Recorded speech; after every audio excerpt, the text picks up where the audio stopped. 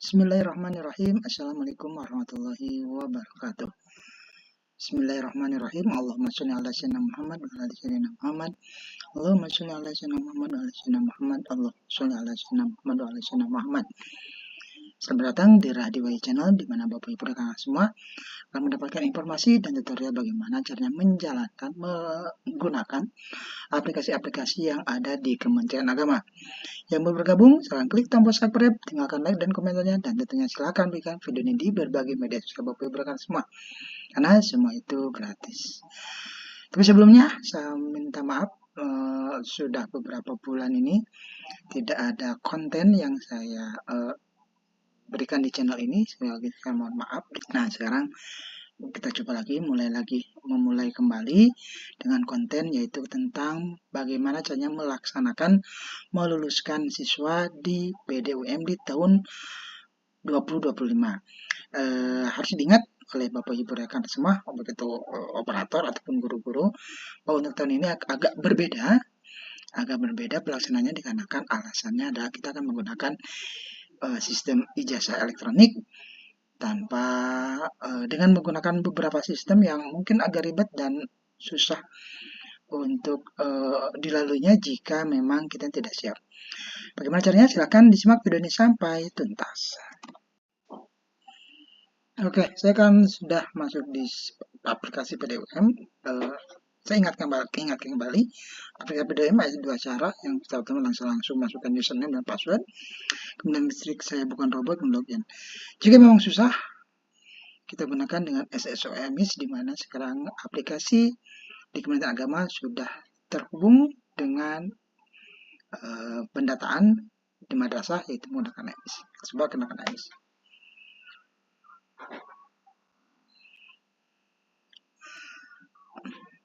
Nah, saya contohkan seperti ini, di mana datanya ada ya seperti ini buktinya. Kemudian saya tidak mesti menjelaskan satu persatu menu yang ada di PDUM, dashboard, data lembaga, data siswa, ajuan siswa, cek kelengkapan.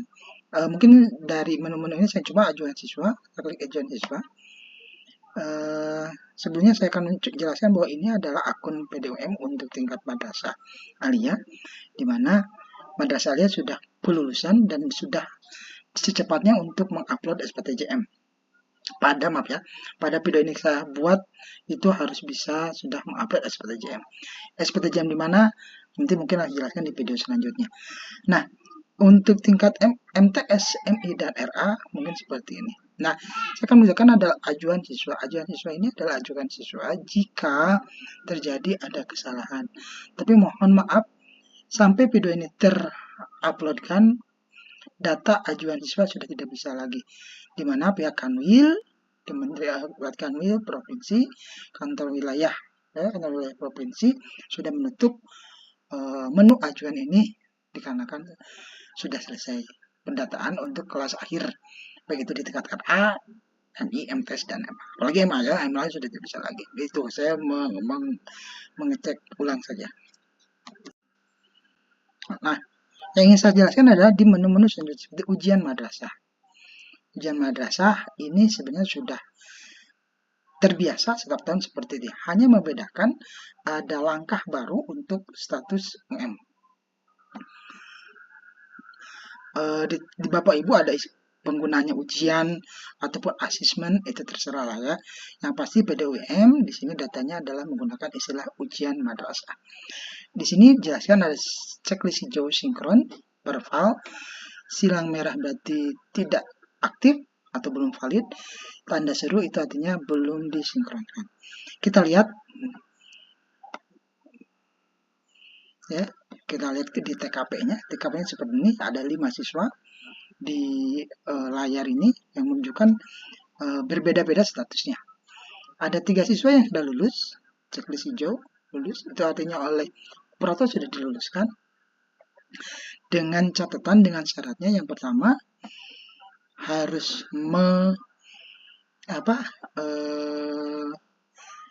cetak sinkron status ya, mencetak pernyataan.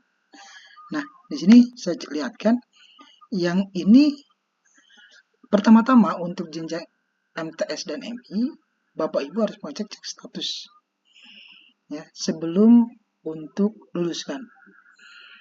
Ya. Nah ini jadi kenapa tombol berubah jadi tombol pink atau merah terserah ya. Ini tidak lulus, itu artinya sudah melewati 2 tahapan. Tahapan pertama yaitu tahapan luluskan, tahapan semua kemudian cek status. Tapi tahapan yang paling dasarnya ada cek status. Cek statusnya adalah seperti ini, kita cek. Nah, menggambarkan bahwa cek statusnya adalah gagal karena NIK-nya ataupun data siswa tersebut khususnya di akun Perpapd belum valid. Bagaimana caranya? Silahkan diperbaiki di Perpapd-nya. Verifikasi dan validasi validasi peserta didik. Ya, nah itu. Nah, setelah ternyata tidak ada ternyata valid, maka nanti akan seperti ini. Hasilnya. Ternyata setelah cek status Bapak Ibu data siswanya tidak ada dialog seperti ini. Ya. Nah, tidak ada istilah gagal. Nah, kalau tidak ada istilah gagal, maka langsung akan berubah jadi hijau dengan cara luluskan. Nah, siswa tersebut identitasnya sudah valid, sudah sesuai dengan NIK, nama ibu, tanggal lahir, dan sesuai namanya dan sesuai dengan kependudukan. Nah, tinggal Bapak Ibu memilih apakah mau diluluskan atau tidak lulus. Jika Bapak Ibu mengklik luluskan, maka hasilnya akan seperti ini. Ya, status kelulusannya checklist. Checklist lulus, jika tidak lulus. Tuh. Ini langkah pertama. Yang keduanya, Bapak Ibu nanti harus ke menu hasil ujian. Nah, setelah itu nanti di menu hasil ujian. Menu hasil ujian ini ada sebenarnya itu cetak SKL. Nah, cetak SKL. Bapak Ibu, sebelum mencetak SKL itu yang pertama harus Bapak isi dulu SK kelulusan. SK kelulusan ini sebenarnya untuk PDUM hanya diminta nomornya saja. Ya, hanya nomor SK kelulusan. Akan tetapi jika harus disiapkan surat keputusannya, tentunya dengan memenuhi kriteria yaitu musyawarah kelulusan dilakukan oleh madrasah tersebut. Ya, jika memang misalkan untuk jenjang aliyah madrasah aliyah kemarin tanggal 5 Mei. Jadi sebelum tanggal 5 Mei, pihak madrasah sudah melakukan musyawarah atau rapat yayasan dengan guru-guru madrasah aliyahnya untuk menentukan A, si B, si C, sampai si Z lulus atau tidak. Nah, sejarah untuk jenjang MI, MTS, RA, saya yakin tidak terlalu harus ya, tidak terlalu harus. Untuk MI dan MTS mungkin ada rapat pelulusan, apakah bisa lulus atau tidak. Nah, buatkan berita acaranya, buatkan SK kelulusannya. Di mana SK kelulusannya, formatnya di mana nanti saya akan pada video selanjutnya.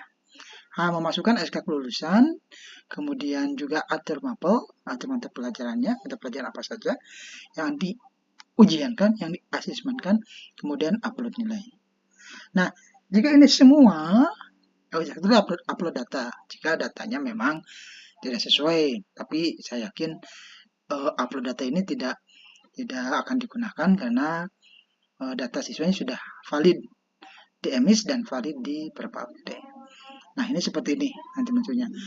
Nah, kemudian juga setelah ada nomor SK kelulusan yang menggunakan nomor SK kelulusan yang diberikan dari sekolah, di madrasah, nanti pun setiap siswa itu memiliki nomor kelulusan, nomor SKL. Ya, kalau saya kasih saran, ya mungkin kita samakan saja dengan SK kelulusan tersebut, hanya bedanya antara SK surat kelulusan, SK surat keputusan dengan SKL, surat keterangan lulus. Mungkin kode surat keputusan dan surat keterangannya di Bapak Ibu memiliki kode masing-masing. Nah, setelah itu jika sudah daftar nilai sudah terisi, mapel sudah dipilih, nanti Bapak Ibu bisa mengunduh SKL, surat keterangan lulus.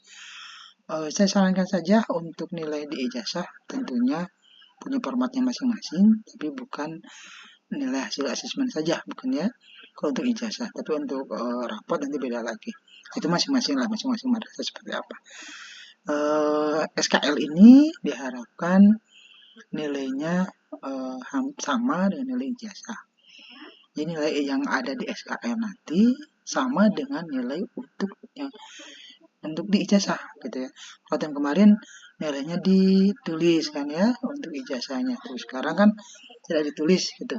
Jadi sudah dicetak, maaf sudah ada di ijazahnya, ijazah elektroniknya.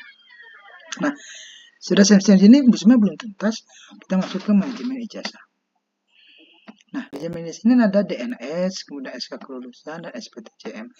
Seperti dijelaskan di awal tadi, saya singgung sedikit tentang SPTJM dan syarat keputusan kelulusan itu nanti ada formatnya, ada khusus, yaitu namanya di aplikasi lain, di mana kita akan bergabung dengan aplikasi yang ada di dinas ataupun dengan kementerian lain ya, di Kementerian Pendidikan. Jadi untuk format surat keterangan kelulusan, kemudian juga SPTJM itu formatnya kita berinduk ke kementerian lain, Kementerian Agama, kemudian Kementerian Pendidikan. Mungkin untuk video ini ataupun penjelasan SK kelulusan di jenjang selanjutnya, akan dijelasin di video selanjutnya. Karena untuk saat ini Bapak Ibu cukup untuk menjelaskan sampai di PDUM. Karena nanti kita akan meloncat ke aplikasi lain. Insya Allah nanti akan buatkan videonya, video tutorialnya agar supaya untuk jenjang MI, MTS ada gambaran. Secara untuk jenjang aliyah setidaknya untuk membantu jika ada madrasah yang masih belum selesai dikarenakan sesuatu hal.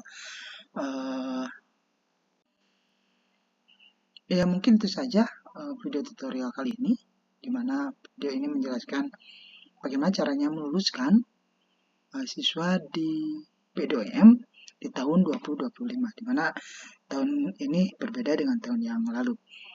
Semoga bermanfaat dan semoga menjadi kegiatan atau pekerjaan yang baik, di mana Bapak Ibu telah menonton video kami dan mudah-mudahan membantu pekerjaan kita semua sebagai operator. Terakhir yang baru bergabung, silahkan klik tombol subscribe, silahkan like dan komentarnya, dan tentunya silahkan bagikan video ini di berbagai media sosial Bapak Ibu rekan semua, karena semua itu gratis. Ingin saya menyampaikan sesuatu di akhir video ini, apapun itu hasilnya itu adalah takdir dari Allah SWT. Tetapi takdir dapat berubah, di mana kita bisa meloncat dari satu takdir ke takdir lain. Tetap semangat, tetap sehat, tong hilap, rah di baik. Bila itu daya. Assalamualaikum warahmatullahi wabarakatuh. Nah, terima kasih.